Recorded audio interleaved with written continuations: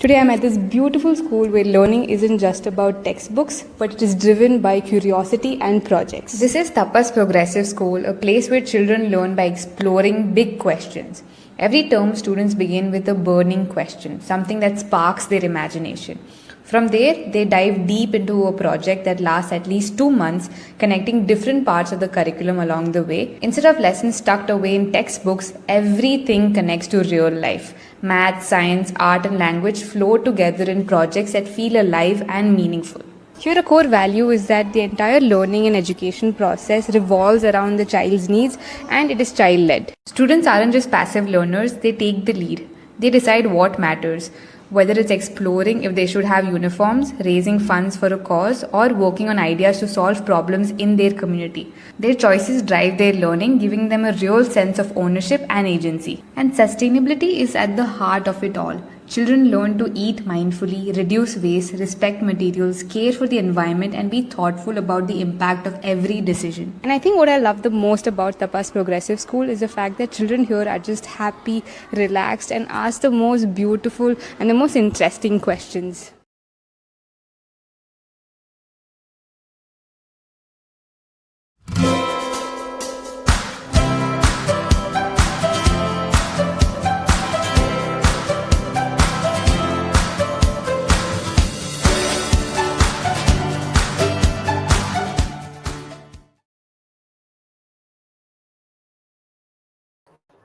Hello, everybody, and a warm welcome to Tapas Project Shaala Day 3. I'm Preeti Vikram, founder of Tapas Progressive School, and your host for the evening. It gives me great pleasure to be on Day 3 and looking forward to the two fantastic speakers that we have lined up for today. Before I bring the speaker today on stage, there's a small video that I would want to show all of you to talk a little bit about the kind of project-based learning that we do at Tapas, and that I'm sure will help us segue into why we have such eminent speakers today. So without further ado, here's a video about project-based learning at Tapas, and especially in the early years.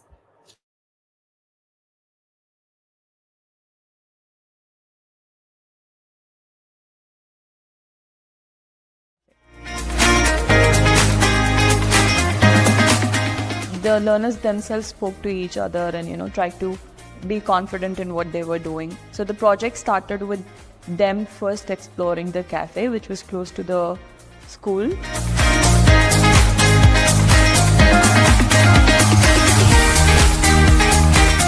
And then once after the visit, we started discussing about what were the different roles they saw and what each role does and what is the importance of each role in a cafe.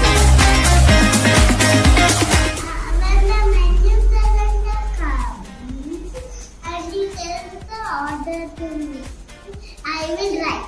And finally, when it was time to start setting up their own cafe, they had to first choose the roles which they wanted to be in. And even to choose the roles, there was a voting day wherein they all voted for what role they wanted. And then that's when they came up with a name called Happy Cafe. Then there was a time for them to create a logo for the cafe.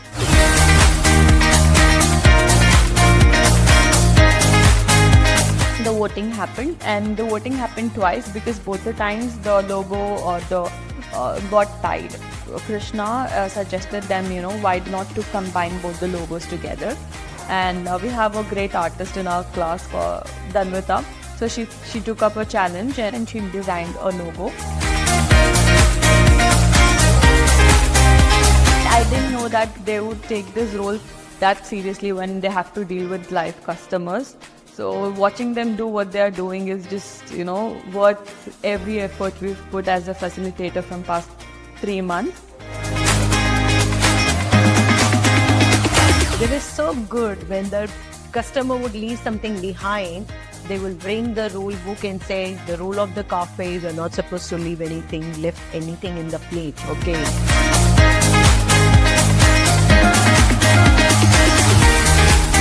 As a parent, I feel this is one of the difference which Tapas is doing.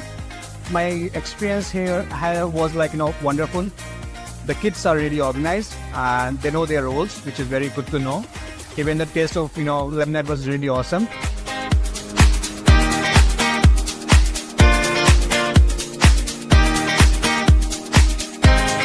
Hi, this is Vibha, and I'm here for Happy Cafe. Kids have arranged their own cafe, and I'm really excited.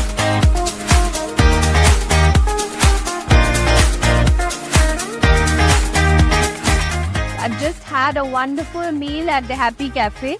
I had the most tasty meal served with such a beautiful service by the little one. Very happy the way children have executed the entire process, and so much of learning has happened in the way. We have just been providing the updates, we have just been giving them that push little bit wherever required, and this entire thing is their work. Lot of practice, lot of hard work, definitely yes, but at the same time, I'm happy. All customers, parents, teachers, everybody, facilitators, all are very happy. Thank you so much.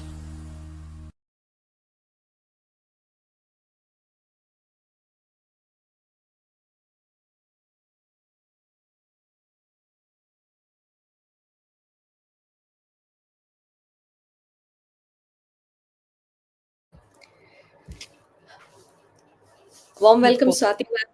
I wanted you to see that video because it gives me a lot of pride to put my work out in front of you. To all the audience who have joined, of course, Swati ma'am requires absolutely no introduction, but I'm going to do that anyway because not only has she shaped my life in the last 20 plus years, but I think she has single-handedly shaped how early childhood education is perceived in India, and she's made an impact. So it gives me great pleasure in welcoming Swati ma'am to this session. She is the founder and president of Early Childhood Association and the Association for Preparatory Education and Research. As president of Podar Education Network, she leads over 490 preschools and daycares in India, Nepal, UAE, and Qatar. She has coined the term kiducation for early childhood teachers and parents to help them understand that young children need education from the point of view of their development.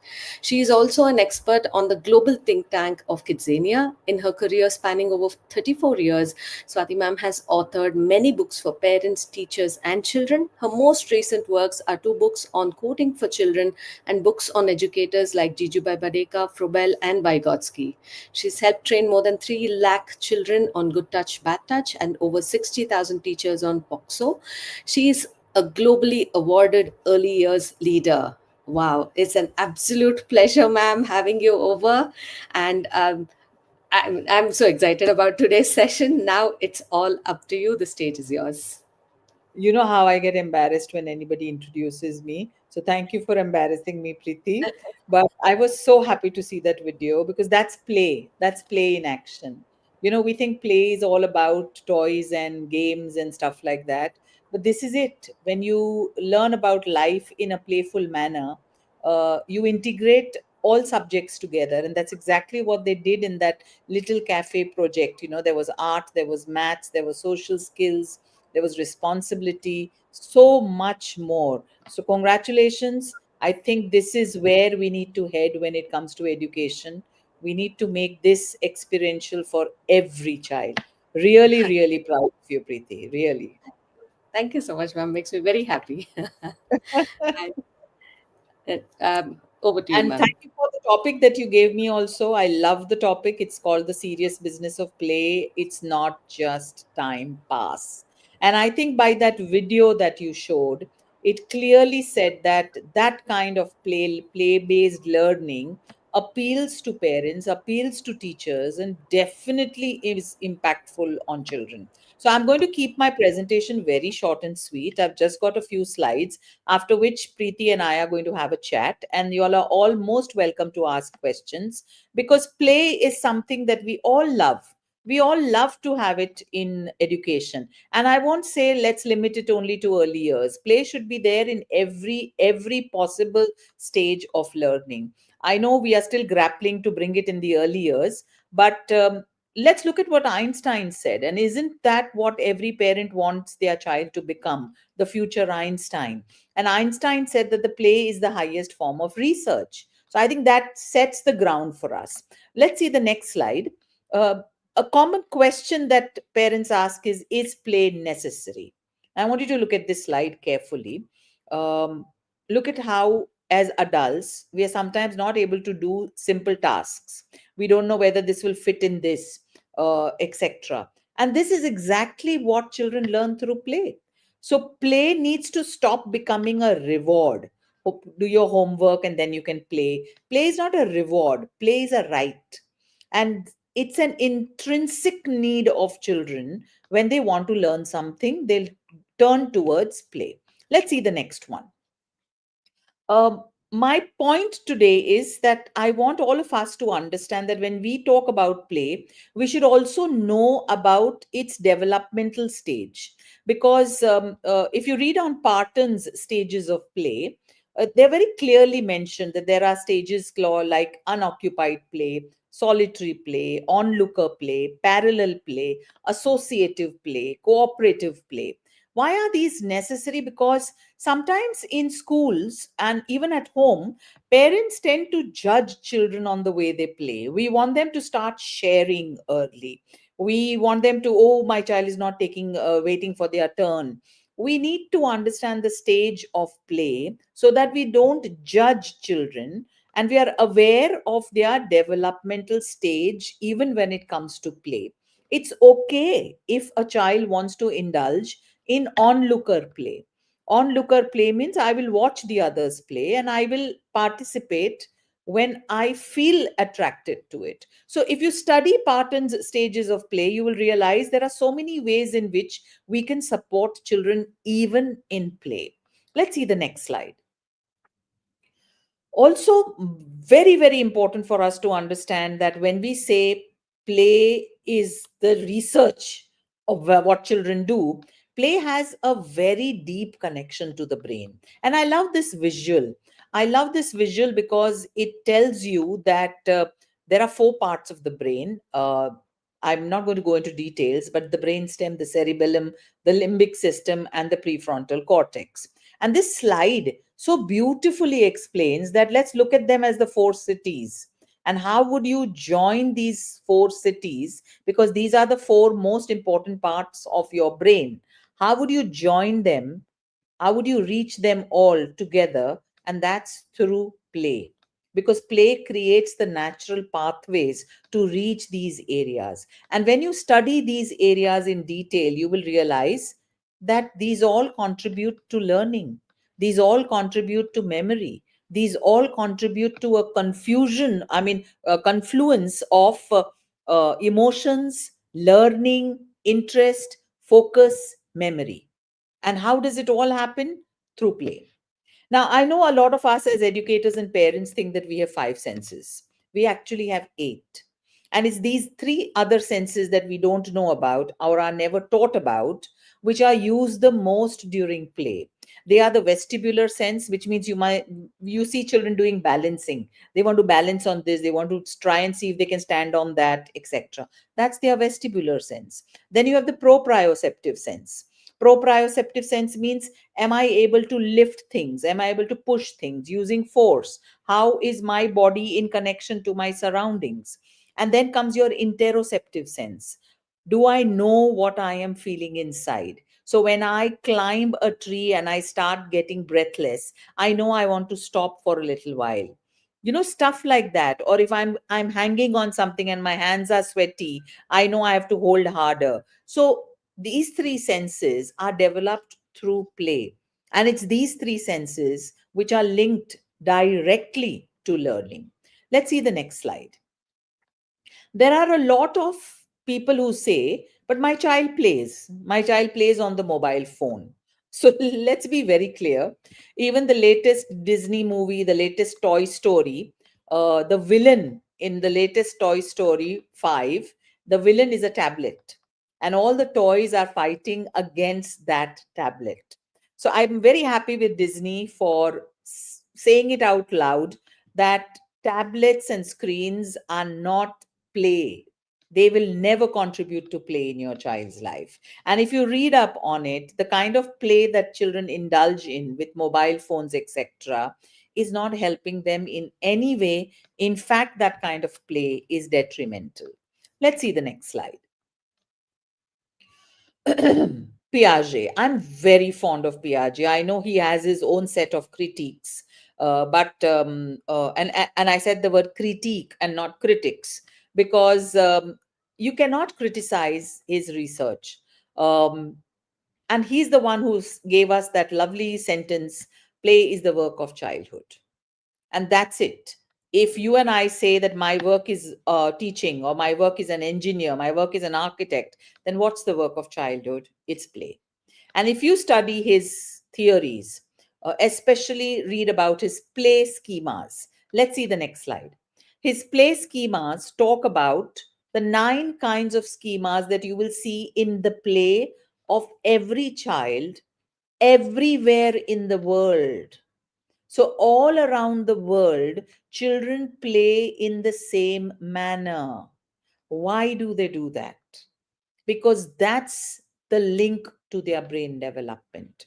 So you see these 9 kinds of play, whether it's orientation, hanging upside down, connections. They love to put things together. That's why Lego, enclosure. They like to go and build tents, enveloping. They like to hide things, positioning. They like to line up things, trajectory. They like to throw things, transporting. They like to carry things from here to there, rotation. They love to go round and round, and transformation, changing the look of something that I got in my hand. So the minute you give a piece of paper to a child, they will crumple it, they will draw on it, they will color it, etc. These are the 9 play schemas. And if we understand these, you will understand the activities that we do in the kindergartens.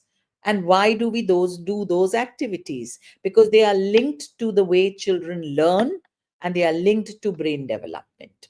Let's see the next slide. Very importantly, I'm going to show you 3 slides now. The first one has spinning in circles and running at high speed. Look at the connection to the schemas and looked at its connection to the 6th, 7th, and 8th sense. Spinning, running. Let's see the next one. Swinging back and forth, jumping on and off surfaces. Let's see the next one. Climbing, rolling on the floor, or rolling down a hill. Let's see the next one. Balancing on the side of the path, or balancing on logs, or balancing on a bench, or balancing on a chair. Are our children actually doing all these? Climbing, running, spinning, jumping, swinging, rolling, balancing. Are they doing it every day? Or do we give it to them as a pleasurable activity once in a month? Children are sitting too much, because our priorities have changed. We brought the outdoors inside, and because of that, children have lost their connect with these. We build cities, and children now don't have open spaces in which to do this. Ask ourselves, we all need to ask ourselves, how much are children climbing, running, spinning, jumping, swinging, rolling, and balancing? Because this leads to their whole body development. This is their play where they explore their bodies. And when they are able to do this, then they are ready to learn. Let's see the next slide. Now I'm going to show you a few pictures. Again, these are some things that are very important to have when we talk about toys, because play is always linked to toys. Let's look at the material here, and let's look at the cultural influence here. We are somewhere in children's play exposing them only to plastics, because plastic has a lot of color and we find it very vibrant and it's cheaper. So we've replaced all the materials with plastic, and we've replaced all our cultural identity with something that may be found only in the West. Look at these. These are kitchen play items, and they give children the identity that they require. Roots, very important in play. Let's see the next slide. Look at these. They are puzzles, they are games, they are dominoes, but they have Indian art forms. We always say that let's introduce writing. I want to do writing patterns. If my eyes see patterns, my hands will do patterns. We need to bring back our cultural identity even in our play. Let's see the next one. We always talk about having a kitchen corner. In every preschool, you will have a kitchen corner. No wonder then when women start driving cars, they're not able to change a flat tire because we don't train our girls to become mechanics. We train our boys nowadays to be able to cook, but we're not training our girls to do the things that boys are doing. And that's where we need to bring back toys which don't have this kind of a gender bias. Why only kitchen play? Why not mechanics? Why not learning about fixing things? Let's see the next slide. And when we talk about literacy or numeracy, if my hands can hold it, my head will understand it. So even when we talk about toys, we need to understand our selection of toys is connected, deeply connected to the play culture of children. Let's see the next slide. I think we have overall become very, very safety conscious. I think the first picture says it all, that you are putting so many safety gadgets onto children because, oh, I don't want my child to get hurt. I don't want my child to play in the sun. I don't want a child to sweat. We have lost certain kinds of play because of our obsession with safety. Risky play. That builds a lot of thinking skills in children. But we've taken risky play out of children's lives. Destructive play, play in which I can destroy things and then put it back together or create something new. We think destruction is a bad word. Let's see the next slide. Rough and tumble play. It's gone out. I remember as a child, we used to do a lot of rough and tumble play where you're tickling each other and you're playing with each other and you're playing this game of with our bodies. And that's where you learn empathy.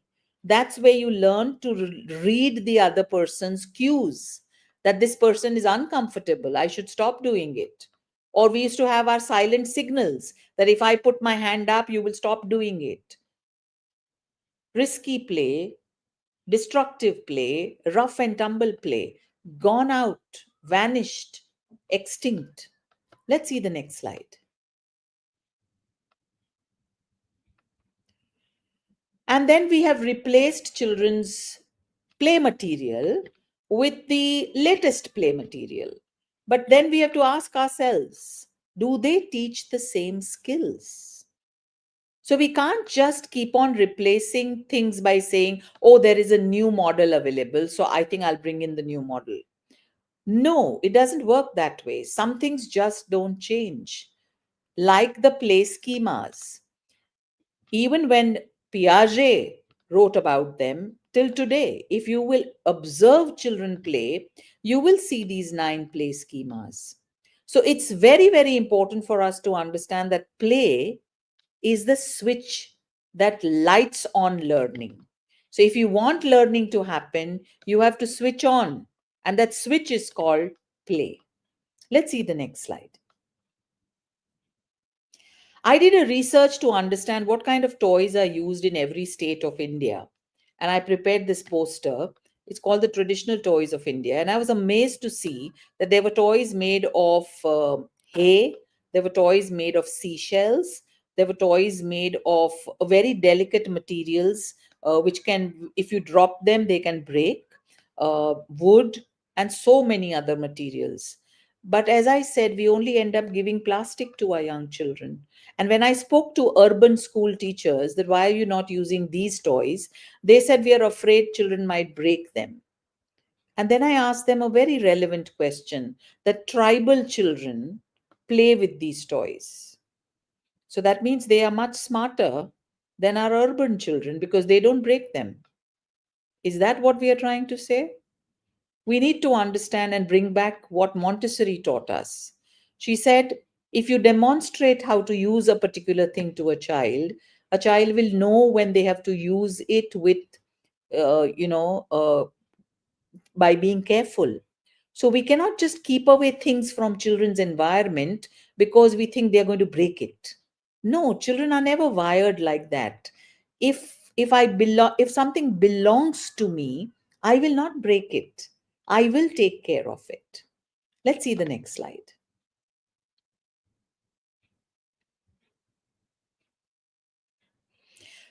So, how do we convince parents about play? Because that's something that everybody grapples with.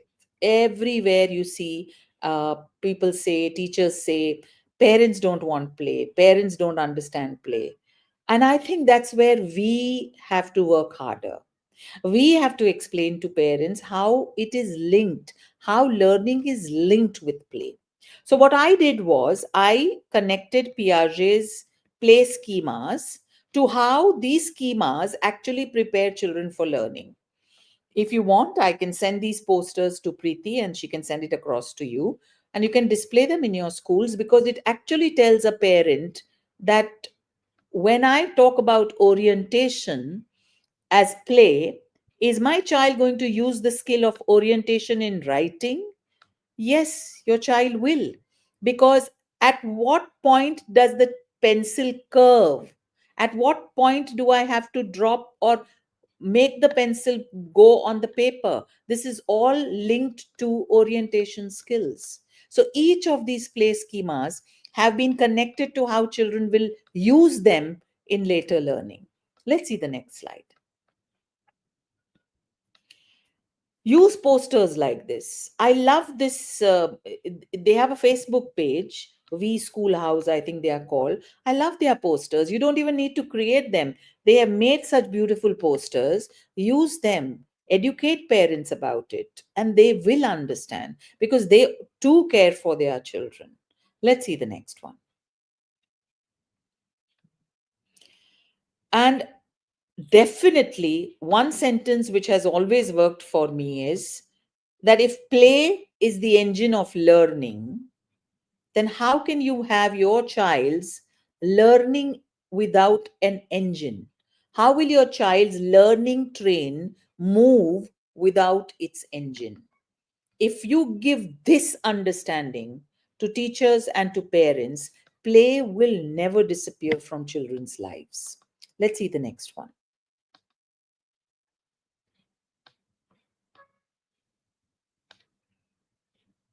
Was that my last one? I think that was the last one, ma'am. Wow.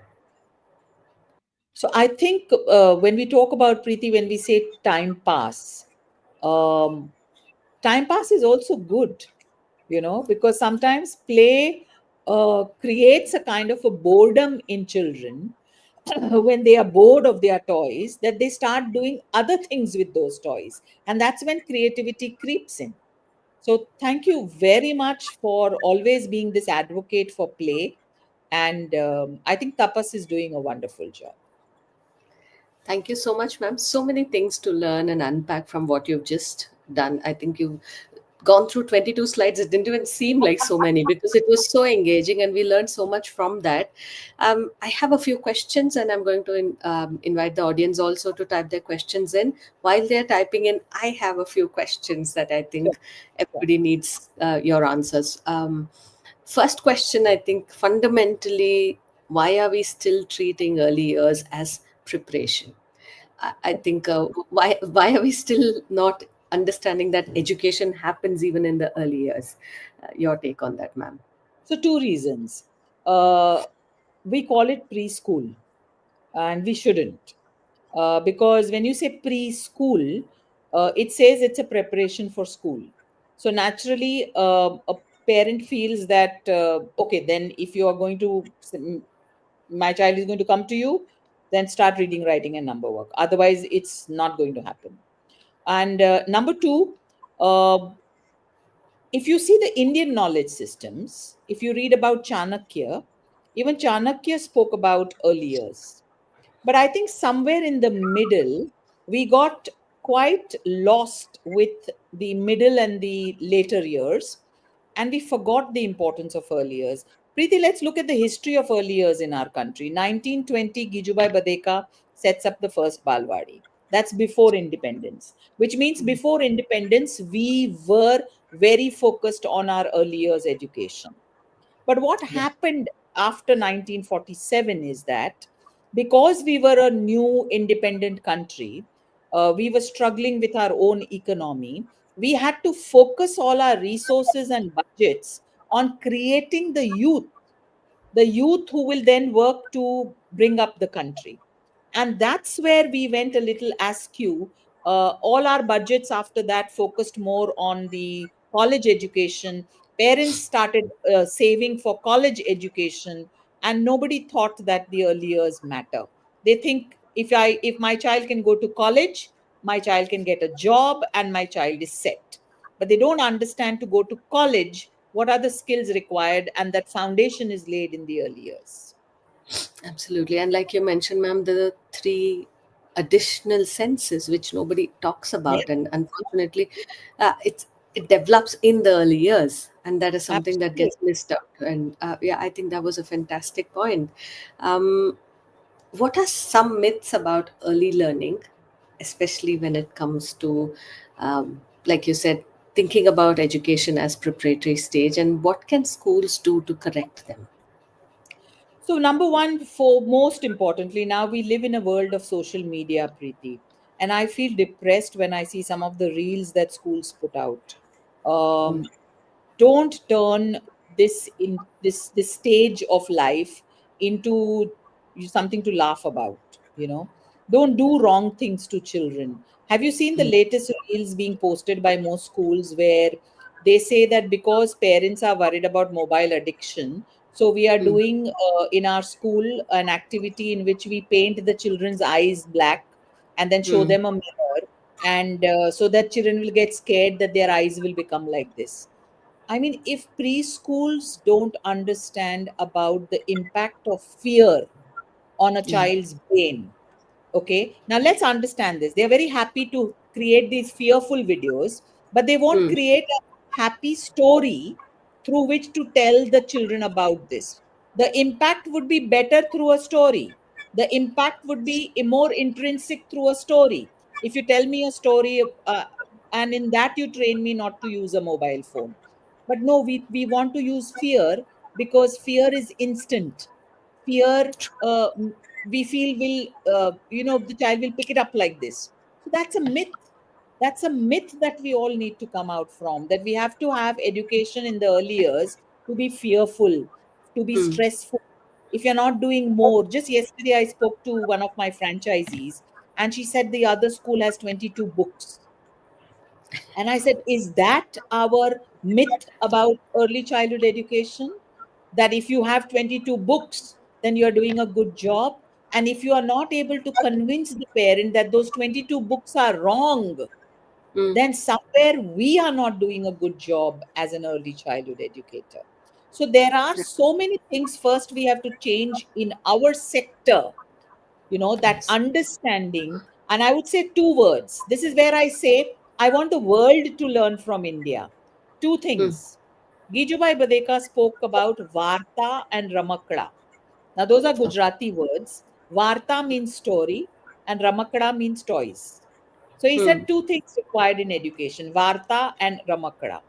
And our mm, own Indian education knowledge systems down thousands of years back had Chaucet Kalas. What are mm, Chaucet Kalas? 64 skills. So, mm, which means education in the early years is supposed to be understood if we want mm, these myths to be removed.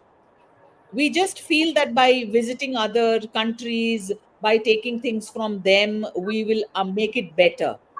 mm, No, early childhood education, do you know, if you go to America, if you go to UK, if you go to New Zealand, if you go to Australia, they're all grappling with the same things. So we are mm. all in this together. So we all Right. need to work cohesively to create the environment for it. Absolutely, ma'am. So beautifully put. So many things that you said. I think digging down into our own roots, understanding Yeah. ourselves, and then growing from there is so critical at the moment. I love that. You also were on NDTV a couple of days ago talking about how AI literacy can be brought about even in early years. Would you like to share a little bit about that? So AI is a very real part of children's lives. We may say that no, I will keep my child away from AI, but your child goes to play with other children, and there is Alexa, there is Siri around them. So they were initiated into AI without an initiation.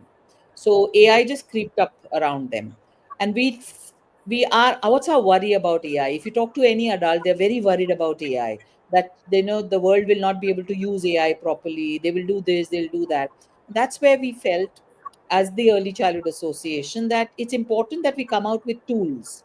So we came out with three tools. One is a poem, which you can teach children about AI. Preeti, we teach children about the traffic lights, right? Hmm. Hmm. When are young children going to drive a car, 18 years right? later, maybe. But we prepare them for that driving the car when they are 3 years old by teaching them about the traffic signal. But the That's AI and the mobile phone, which is in their hands, we're not teaching them anything about it. So, a poem to teach them what to do and what not to do with AI, a pledge that they can take. So, it's a promise that they are making, they are signing, and a panchadi, which means how should AI be initiated into children's lives? Because I think if you ready children for AI, if you give them an understanding, you won't have to do all these things like banning and all. It will Hmm. become an intrinsic regulation more than only an extrinsic regulation. Yes, ma'am. And I think that's beautiful because we are approaching it again, like you said, not from a space of fear, but from a space of understanding how children are. I think So that's beautifully connected, Preeti. You connected it so beautifully.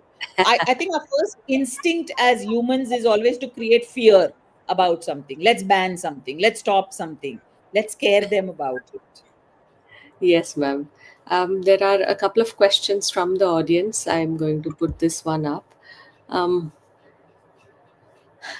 the question is, if it has been missed out in the first few years, can it still be incorporated? Can play-based methods be incorporated at home as well? I'm so glad you asked this question, because this is the most common question everywhere. And I must share with you all, when I did my B.Ed, uh, I was a student of English and history. So I did my B.Ed in English and history. And in the ninth standard classroom, I used to teach them with puppets. Hmm. So, the English class, we had a poem called Lochinvar. And I did that entire poem through a project of doing it with puppets. They told the whole poem through puppets. They created the clothes based on that era. Exactly, exactly. So they were playing.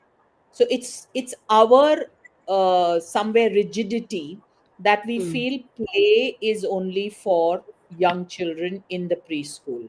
It's Hmm. because we say the minute the child comes into a primary class, we say you are now in a big school. So we feel that big schools can't have play. And True. that's where we are wrong. Play can happen in every classroom, in every age. I mean, what are engineers doing? They are playing all day long. They play, they tinker. The word tinkering comes from there. The more you tinker, the more you are going to learn.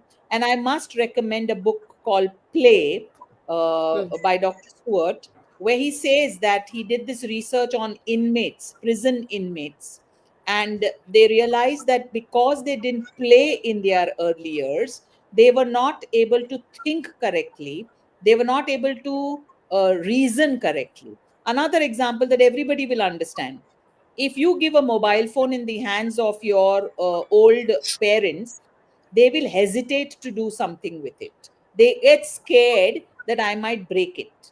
But you give the same mobile phone in the hands of a 2 year old, and see what that 2 year old will do. The 2 year old will start tinkering with it and will learn it in a jiffy. That's That's true. play. That's play. And that reminds me of the hole in the wall experiment by Dr. Sugata Mitra, where it was a computer.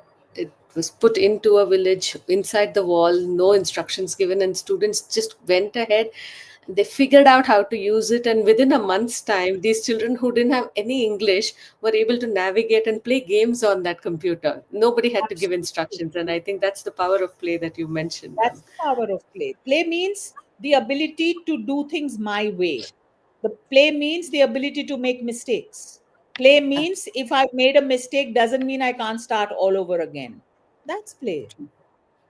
And this, also, like you mentioned, there is a whole fear around breaking things. There, I think we've created a space of not trusting the child enough for Yeah. playing with something without fear. So without the fear of failure, I think that's the space we need to create. I think if you enter any Montessori classroom, a true Montessori classroom, Preeti, you will see how children take care of their material because that's Mm. how they have been taught. That's the modeling that they have seen around them in the adults. So it's a myth that children break things. Yes, ma'am.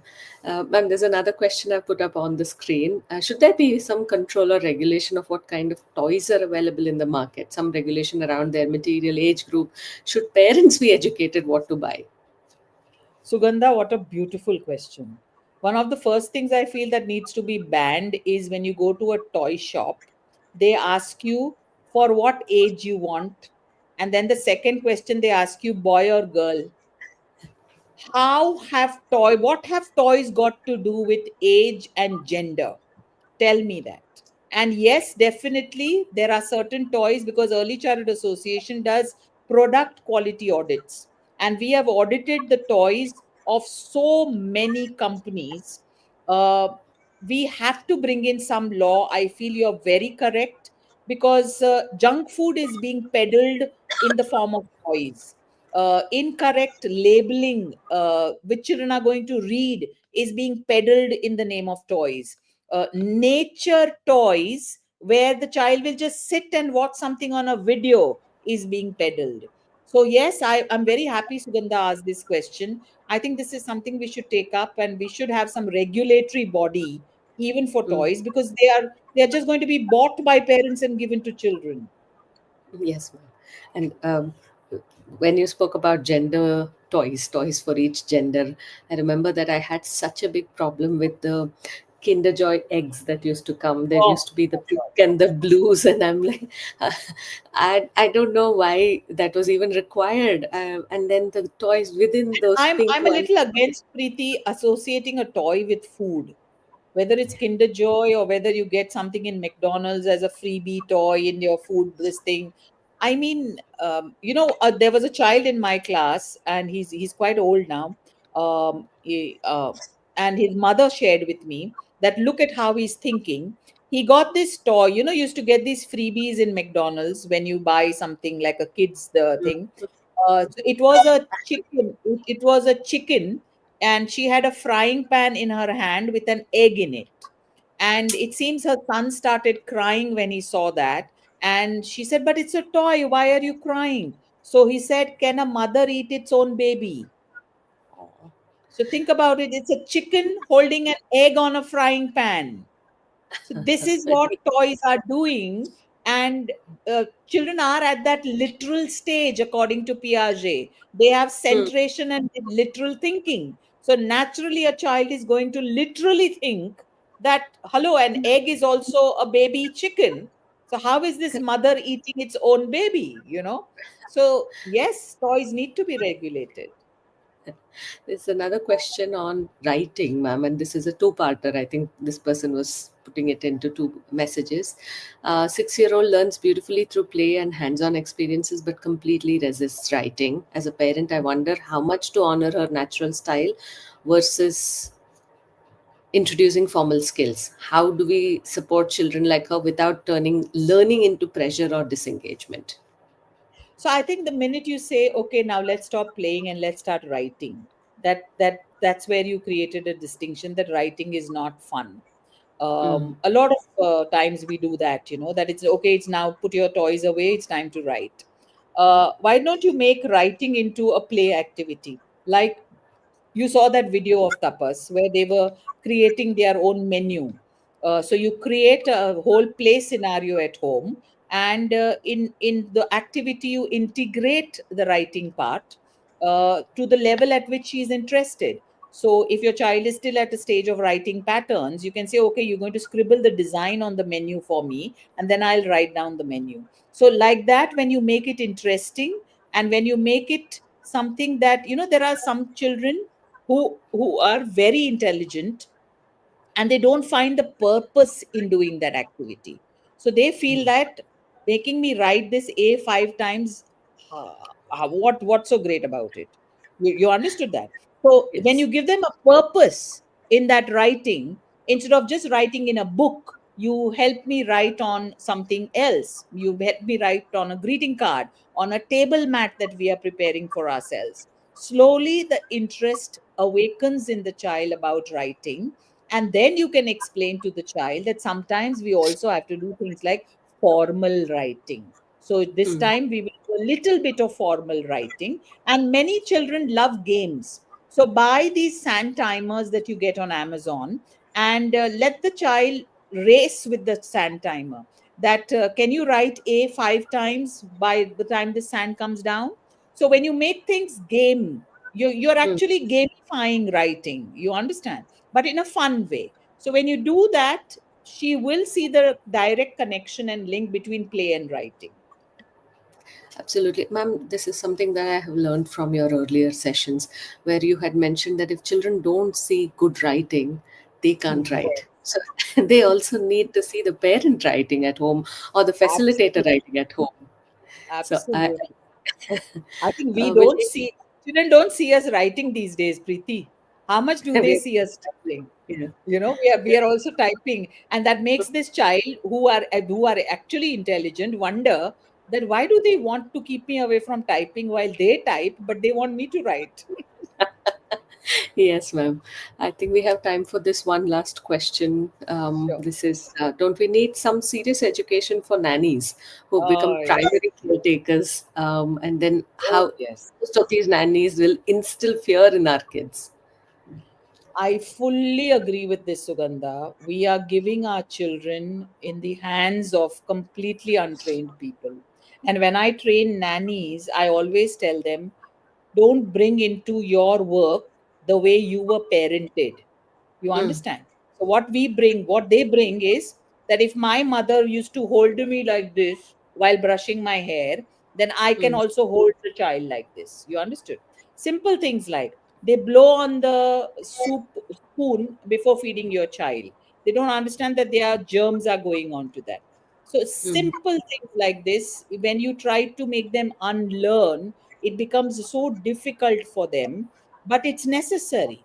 So, Early Childhood Association few years back had started a course for caregivers. It was an online course because we can't be physically present everywhere.